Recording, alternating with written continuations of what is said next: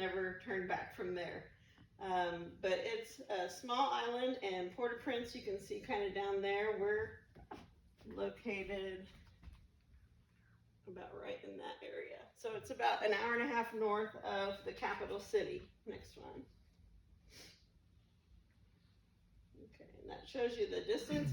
So what's unique about Haiti is it's on the island that's called Hispaniola, and on the other half, or third, we're like 1/3, so the other 2/3 of the island is the Dominican Republic, and they speak different languages. We speak French and Creole in Haiti, and in the Dominican they speak Spanish, and they're totally separate governments, but on that same island. Next one. So when I first went, of course, I worked with the children's home, but then started from learning my Creole and getting to be able to speak it fairly well. I was able to teach Sunday school. I was able to, work with our kids there in the children's home, and we started a kids club. Next one. Then Shayna came from Macomb, Illinois, because when our kids got to be where they needed a teacher and I couldn't full-time be their teacher and do all my other things, Shayna came. She was fresh out of college at Hannibal LaGrange, and she had come down on 2 different trips, and the second one was the year she was graduating, and she heard that we needed someone to come and teach. And so that's how God led her to come and be with us, where she spent about 5 years. The first year when she came was the year of the earthquake in 2010. So she had just gotten there, and then we took our kids and my mom back to Bedford because we weren't sure what was going to happen, what kind of sickness, what kind of things we were going to have to deal with. And so we took them, and so she's like, now what am I going to do? I said, there'll be plenty. And that's how she really, got her feet wet and learned Creole fairly quickly, and has been a great help to us. And so together we have done the kids club. We had 2 different ones. It's kind of weird that, well, I guess not so much. We have churches here that are close together, but in Carias, probably about 2 miles apart, we have 2 different churches. So one's way up the mountain and the other one's down lower in the village. And so the one, we would have about 50 kids, and the second one, when we started it, we didn't know what to expect, and on the first day there were like 120 kids that showed up. We had no microphones, there's no fans, it's just open air, our building, and the kids were just amazing. And so we would give a drink, like Kool-Aid and some cookies, then we would do our Bible lesson, and we would try to teach them some songs and do some memory work. And if you guys want to look afterwards, I have some books there that we use for them to do their memory work and things. And it was just really a neat thing. Of course, Shayna came back, and she's still living in Macomb, but she still travels around as I'm doing to speak to the churches and share the work and keep our newsletters going and keep people informed. Next one. And this is just a picture up there at the Jam Club where Josiah is standing there. He's got the flannel graph up over his head, and I'm doing the flannel graph lesson on there, for those of you who know what that is. Okay, next one. So when COVID hit, just like your place, I'm sure things just kind of, everybody was like, what in the world's going on? What do we do? Are we supposed to stay home? Are we supposed to go? And it just was confusion for everybody. And of course, us on the mission field, we're like, this is Haiti. When people get sick here, you know what happens next. And so we didn't know if we're supposed to get body bags or if we're just supposed to, stay around and wait. But fortunately, it did not hit us the same way that it hit here. And Wilkley said maybe it's because there was so much unrest and groups had kind of slowed down and were not able to come to visit Haiti because it was so dangerous that we didn't get as much of it. Whatever it is, we just feel like God put his hand on us and let us get through that part. But these are some of the grandchildren I was talking about, some of the kids that we had raised that ended up staying with us when we were wondering, what is our ministry now? Next one. So Jam Club was smaller, but we were still able to teach them. This is one of our churches that is downtown in Port-au-Prince, and any given Sunday they can have from 150 to 200 people. It's kind of in a really difficult area, but people come and go there all the time, and there are a lot of young people in it, and so we're really excited. This is one of the first churches that Wilkley started. He established this, and so it's grown, and we have people there that are Timothy's of ours, and we're just praising God that they're continuing in our absence. Next one.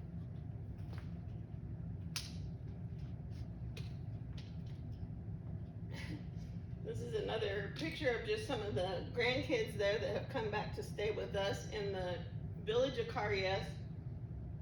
We had a school and a church and our home. And then eventually, Wilkley was able to get another property where we could have more as our home, so that we weren't right in the middle of the ministry 24/7. And so some things happened in the village, and the mountain people came down and started attacking the village people. So everybody scattered, and if we didn't have this second property, they wouldn't have had any place to go. So then they took up residence there, but he was a step ahead and already had another piece of property that we call the farm, where we were able to raise some goats and do different things. And so we were able to establish there and take our family, but still have the refugees in the other property. Next one. James talks about taking care of widows and orphans in their distress. And until going to Haiti, I didn't really understand what that meant. Excuse me, I'm sorry. So some of the kids you see there, it's me and our 2 kids, and then some of the kids that we've raised, and then a widow who is, excuse me, Wilkley's cousin, but she came and has been in our ministry from the beginning. She helped me learn Creole. She helped me learn how to take care of the children and discipline the children and feed the children and all those things. But she had 4 small children, and her husband passed away. And so she came to live with us and be a huge part of the ministry. She passed away in March, and so that has been really difficult for all of us to not have her as part of the ministry and part of our lives. Next one. Also, to add to the mix with the other 3 kids you saw there, this young lady, who is a daughter of one of the kids we raised again, right there beside me, showed up on our step with this little baby. And so, as David Orr had told me years ago, you won't be able to turn him away. And so we didn't. And as I always told my mom when she was in Haiti, she just couldn't imagine all the people that come through our home. And we just end up saying, what's one more? Bring one more person in. Next one. And Josiah didn't think he was too much at babies, but by the time she had left, he was pretty good at taking care of this little gal, Anna. Next one. Life is a little different there than it is for you here. Our house probably doesn't look like what you think of when you think of a home. This is our kitchen on Saturday, where all the ladies would come and the young girls, and we would send them to market. I would send money, and they would get rice and beans and oil, which is our main staple. And then they would buy vegetables and meat to prepare the meal for Saturday and Sunday. And so that's one of the biggest things that I miss being here, is that communal living. And I know I was visiting, I can't remember your name, right behind you, Eloise. Phyllis and I were visiting about in the olden days, or the older times, how we were more communal, and we were together, we knew our neighbors, and we helped each other. And that's what it is in Haiti. Next one. This is just the living room that we have, very simple. You can see we don't even have our walls painted, because that's at the property at the farm. And so we just make do with what we had. Next one. This is also outside of there. You can see the building that's going on, and if you look afterwards, you can see the rest of the preparation for that building there. We needed a place where we could meet. We also needed a place for our school because the village is where the school was located, but since everybody was run out, we didn't have a place for our school to function, and so we built the second story on top of this, and that is where we had school this year. We have about 60 students, and there's about 5 teachers that we have that are on payroll, and so that's one of the things that, even though we've been living in Bedford since July, I've been working as a CNA at the nursing home there in Bedford to help with everything, and we've been trying to keep the support up. So on the weekends I try to travel and we speak to some of our churches so that the support will keep coming, so that we can take care of our teachers and the other people we have on staff there and that are taking care of the compound that we have there back home. Next one. This is Dora, and she came to stay with us too. All this happened like in March. Melissa came with the baby, and then these 2 little gals came, and one of them, her little brother, came along too. The girl that has lighter skin, her mom, we'd met her about 3 times, and the 3rd time she came, she said she brought a garbage bag, and it had a pillow, some change of clothes, and some flip-flops, and she brought us a watermelon and some papaya. And she said, Dora's going to be staying with you for a while because we're afraid she's going to get kidnapped. Because she would get on a motorcycle every morning and go to school where she learns English, and they were afraid that that's what was going to happen. Next one. So about a week later, her father showed up, and he said, my wife told me to pack my bags, that I was going to come stay with you too, because she doesn't want me to get kidnapped either. And so that's how we met Roger and Dora, and they became part of our household. It was fun. We had church with just our family and Roger and all the kids that were there, and he played accordion that Wilkley had, and so it made our Sunday morning services just a little bit more fun. Next one. Okay, we've already talked about that. It was Build and the kids. Next one.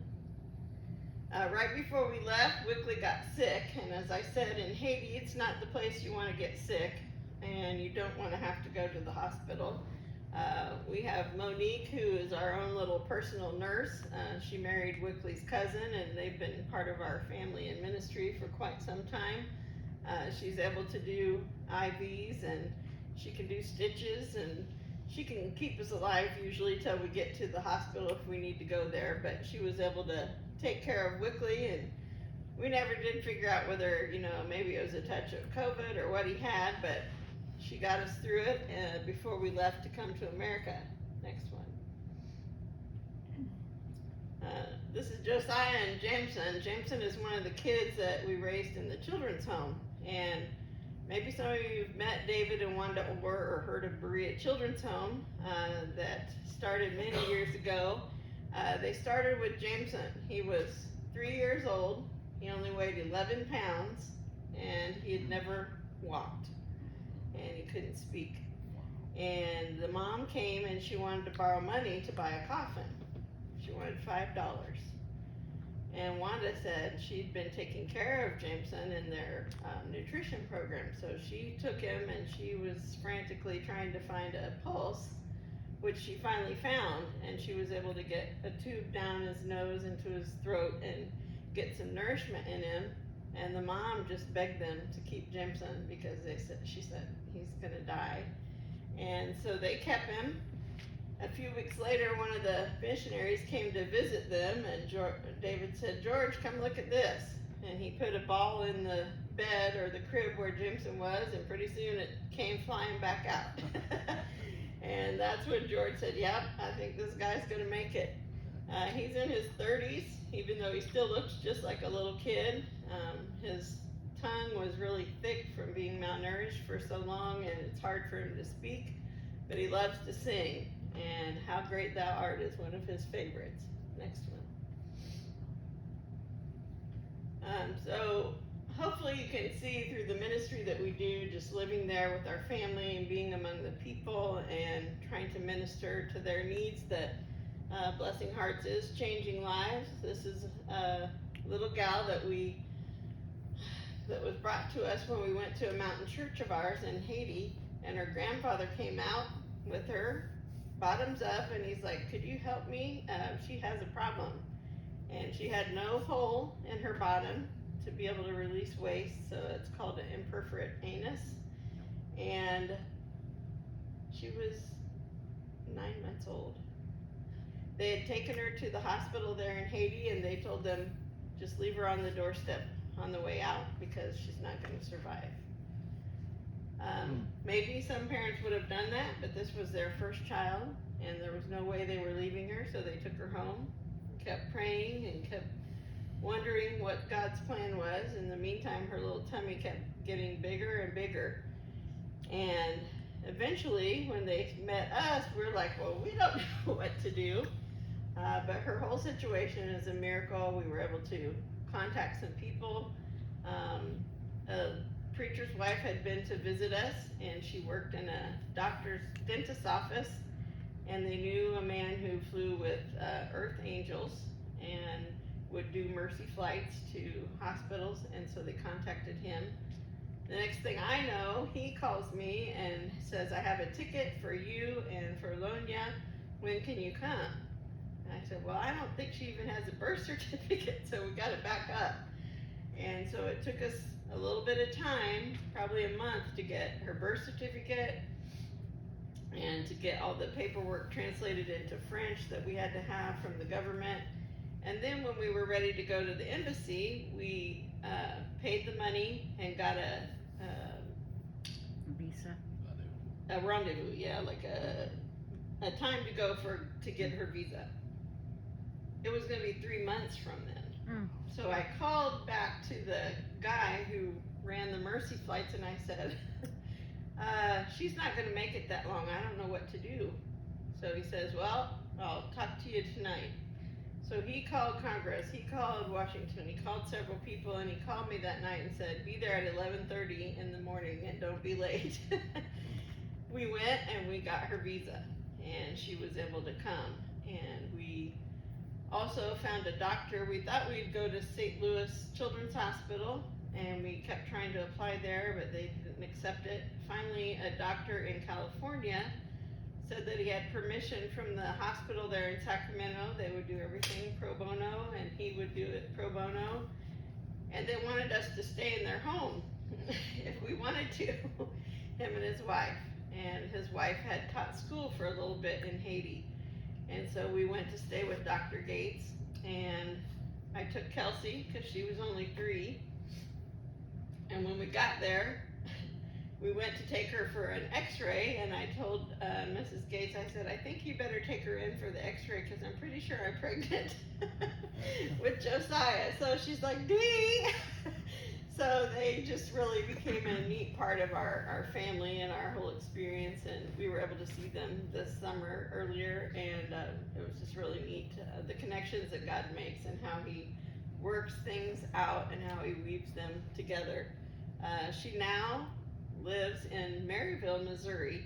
We took her back to her home in Haiti after she'd had a surgery for a colostomy. Then the doctor did a special surgery. He was a specialist in repairing that and creating a whole new hole and fixing it so that she would be able to go to the bathroom. And when we took her back to Haiti, they were just scared to take her. I mean, they were able to reverse the colostomy and everything. You wouldn't know unless she tells you because there's just a scar. And her parents were just overwhelmed. They just couldn't believe she was alive. And so they begged us to keep her so that she wouldn't die of some infection. And so we brought her back, and came out for the summer and started going around to do camp and VBS. But then I had Kelsey and Josiah and Ashley and Lonia, and so some friends of ours came to take care of her while I was doing that. And it was during that time Wilkley and I said, we got to figure this out because this isn't fair to her. And so they decided to adopt her. And so she lives in Maryville, Missouri. She's a freshman. No, she'll be a sophomore now in high school this year, this fall. And she's very active. She does dance. She does like the Dazzlers with the cheerleading team. She sings, and it's just been really neat for us to get to go and see some of her performances, and just to be reminded that God did have a plan for us in all of this, even if we're stranded in America in the meantime. Next one. So touching hearts just through different parts of our ministry. Next one. And sharing Christ, preaching the gospel, and trying to live out the gospel among the people. Next one. And reaching the world, we hope. Next one. One soul at a time. And we might not have much in Haiti, but we do have the biggest baptistry. We have the ocean in our backyard pretty much, so that's just our goal, is to teach them and to train them and teach them again. And so we are excited about the ministry expanding to the Dominican Republic, because even though we've been not able to go to Haiti, God put people in our path, and Wilkley has went to visit. In December he was able to go and visit there, and we're purchasing a piece of land at $60,000. We have what, 25? Yeah, we paid 25. We have 25 left to come up with on the land, so that we'll have a piece. And it's kind of interesting that some of those people from Haiti that we know or that we've raised are in the Dominican or are coming there, and it's just, we don't know what God's doing, but it's too difficult for our area where we serve in Haiti, even though we continue to fund the things there that are going on, and they're still, like the schools able to function and the churches. And even though we've bought different equipment and things, you can see some over here when you're done, if you would like. Wilkley got sewing machines and material, and the people bought bolts. We got bolts of material, and they make t-shirts in massive number. And so we had started training some of the people in the area, and then we were able to pay them for a month to work before everything really came to a halt and we couldn't get out and find materials and couldn't do anything. And so we're praying that we can take those things to the Dominican, where Wilkley says they had 24-hour electricity, and that was a huge problem for us, because we either have to have solar panels and batteries and inverters, or the generator, which takes a lot of gas. So there's a lot of things I've put in front of you, but I don't want to take up all of your time, but I just want you to see the things our ministry is doing and continuing to do, and we don't feel like God has just said, stay here. He has more things for us to do yet. We were able to purchase a house there in Bedford, just a humble home for us, but Josiah's in 7th grade, so we don't know how the logistics are going to work out, coming back and forth, but we're working on Wilkley's residence. He's had his visa since he was like 18, and they never questioned anything. But this time when he came back, they stopped him like 3 times and just, kept asking different questions, and they said it'd really be better if you do this kind of work to get your residence, and that way you'll be freer to travel. So that's the only thing that's held him back. So pray for him, because he's been stranded here out of his country and out of the things that he does, and that God has given him. And so he's always thinking. Sometimes I think it's the earthquake again, because he lays in bed and his leg is shaking. Like, what's going on? But that means he's thinking. So thank you for letting us share with you today, and just tell you about our ministry, and thank you for supporting the camp and those young people. I grew up in Central Iowa Bible Camp, and a little town like this, I said, and God planted the seed and took care of it, and I ended up in Haiti. So, we appreciate all the things that you do to back the camp and those young people so that they can be reminded that God does have something special in mind for them. So thank you. Will you pray with me? Lord, we just thank you for giving us the privilege to be here together today to worship you in freedom and to praise your name. And we just thank you for the ministry in Haiti and the Dominican, and we pray your will be done in all of it. And we thank you for all the blessings you've given us, and we just pray for these new friends and family in Christ that we will be partners in sharing your word wherever we go. And we just pray all these things in your name. Amen.